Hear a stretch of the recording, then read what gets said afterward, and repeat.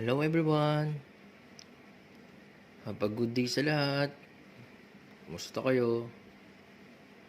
Nga pala guys, this was my first job here in Poland.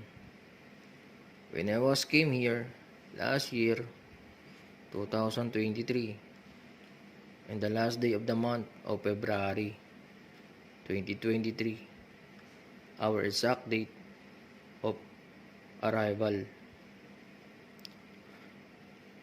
I had been work here guys as a welder, fabrication, and we also including reading a blueprint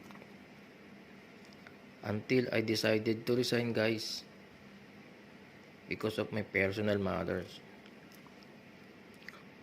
Most of our kababayan here guys, they already knew that most of the job here in Poland guys are quite harder.